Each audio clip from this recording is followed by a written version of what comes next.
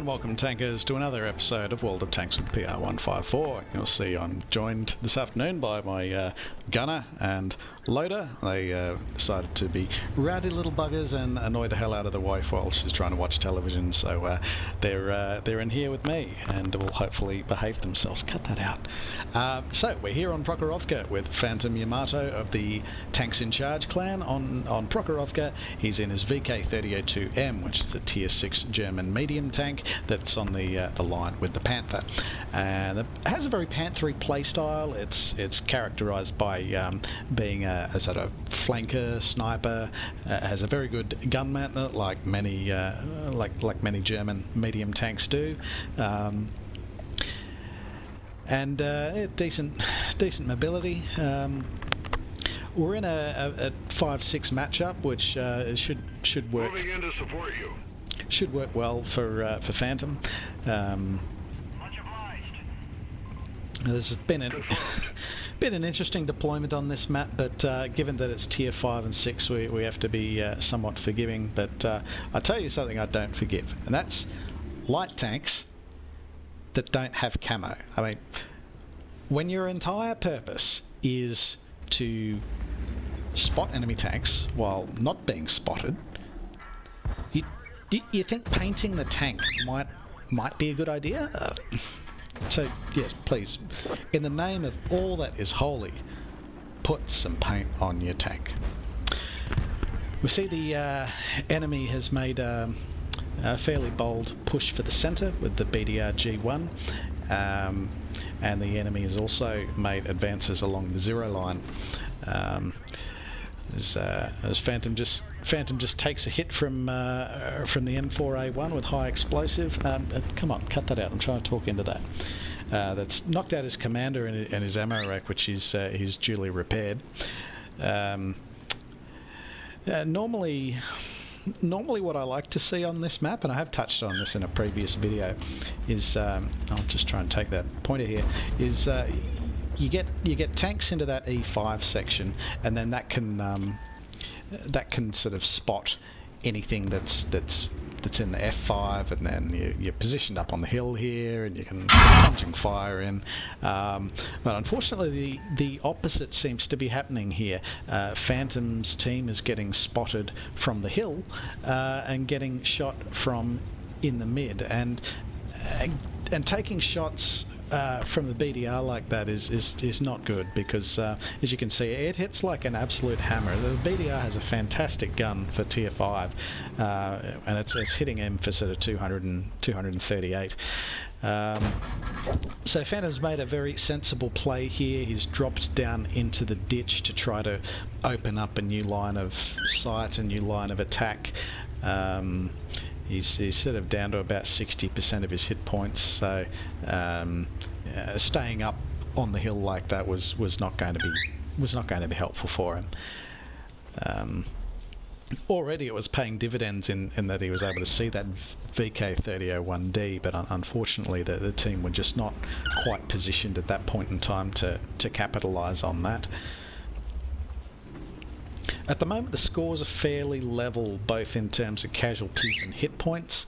I would say Phantom's team is slightly ahead in that they've been able to take out a medium and a light tank, and I say that just because eyes and spotting is just so important on Prokhorovka. Okay, we've had a flyby. Come on, settle down. I don't want you shitting on my monitor.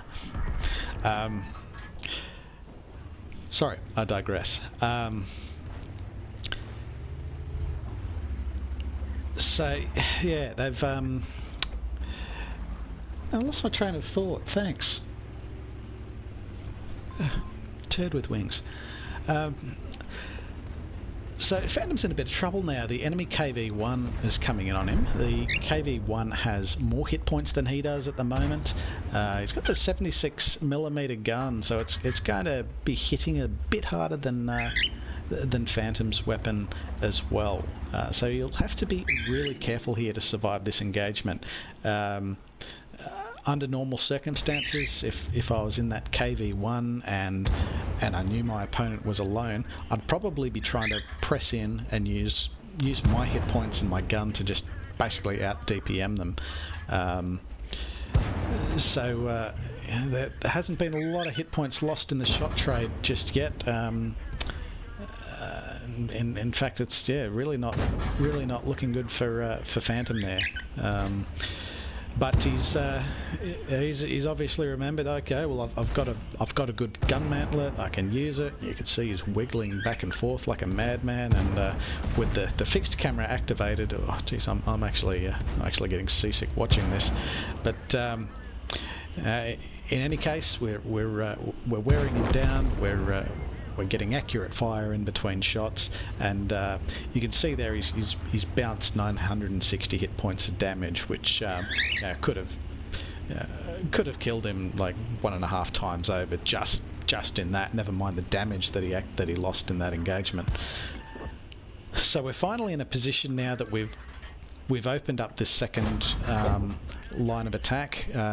His team have done reasonably well on top of the hill in Phantom's absence. You can see that KV2 has dropped down and Phantom finishes him off, and then we have the enemy M4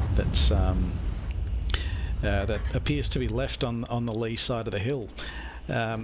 In these situations, I don't mind switching to high explosive shells when you have a low hit point enemy downrange. It just it's a fairly imprecise way of just getting an enemy gun out of the game quickly.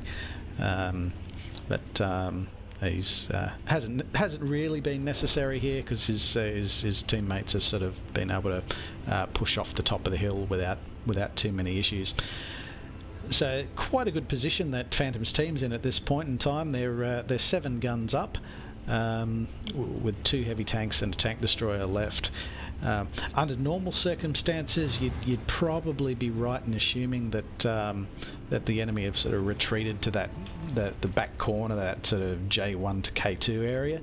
But it looks like the enemy KV1 was sort of in the midst of making a fairly bold play towards Phantom's team's cap circle, as it's sort of drifting in and out of sight with that IKV. Moving to cover your flank. So they're kind of gathering around, not sure what to do next. A push across this field is usually pretty dangerous, particularly when you see tanks like that BDR G1 that's still in play. They have a KV2, they have an OI. So there's a horrendous amount of destructive potential still left in the enemy team, and not a hell of a lot separating them by hit points. And they've just lost a couple of tanks in fairly rapid succession. So they were 7 tanks up. Now they're only 5 tanks up. So recognising that crossing the field in the open is not such a great idea. Now they've closed the difference. They're only 3 tanks up with the OI and the National getting sent back to the garage by the enemy team. So the tide of battle potentially turning. The very welcome shot into the enemy KV1 there that's sent it back to the garage. So now they're still 4 guns up, but still quite close on hit points. So Moving to support your position. So they'll need to work quite hard and use their focus fire while not being focused themselves. Fortunately, what Phantom's team does have is the advantage of eyesight at this point in time. I mean, what the enemy team has left at this point in time is 3 heavy tanks, and it's only tank destroyers, the AT2, which it's more of an assault tank destroyer rather than your sort of sneaky, snipey, spots everything from 500 meters type tank destroyer. And Phantom manages to shut him down. We can see the OI has taken a hell of a beating just now between the KV1, KV2, and the Leopard, just stripping hit points off him. So it's now down to 2 enemy heavy tanks that appear to be occupying that J1 to K2 section. But you certainly can't expect that they'll be going down without a fight. It's trying to dig a tank out of there is never pleasant unless you are supremely confident of being able to outspot them in a way that you won't get spotted yourself. You can see the Valiant and T1 Heavy have held their position. They were copping a bit of an onslaught out of that J1 to K2 area, so probably a sensible play from their part. The Leopard is advancing using the low ground to get closer, and hopefully might be able to get some enemy tanks within spotting distance. And they're able to see the BDR. Phantom takes a carefully aimed shot, unfortunately misses that one. I don't know where that shell went, but obviously not quite in the right direction, and that just leaves the enemy KV2. Again, another awkward situation here. They've lost their eyes in this engagement. There's a KV2 left. He's got one more shot left in the locker, and both Phantom and the Panzer 4H in front of him are easily one-shots for the enemy tank. Unfortunately, that's just a bit of an inevitable result. If Phantom had gone first, he would have been shot down. If, as it was, the KV2 saw the Panzer 4 first and sent him back to the garage. And that is game. Let's have a quick look at the results page. And there we have it, folks. Phantom Yamato has come away with an Ace Mastery badge for the BK-3002M. It's also earned the Confederate badge, which is sort of earned by hitting more enemy vehicles than anyone else on the team. It's sort of not a bad badge to get for a medium tack. It sort of indicates that you're doing the right thing, and just trying to cause that opportunistic damage where you can. He's come away with over 2,100 damage caused to enemy vehicles, over 1,300 spotting damage or track assist, whatever the case might be, and of course he had a very healthy amount of bounce damage off that enemy KV1, which just using that gun mantlet effectively, it sort of enabled him to survive that engagement. Looking at the team scores, he's sort of come out well in front there, with a couple of teammates perhaps not playing terribly effective there, but he's clear that he's more than made up for them. So fantastic game for Phantom. Also special mention to the BDR G1s on the enemy team. They were quite handy and quite destructive in that particular game. So if you'd like to see your replay featured on World of Tanks with PR154, please get in touch via Discord or any given number of the links below, and we'll see what we can do for you. In the meantime, take care out there.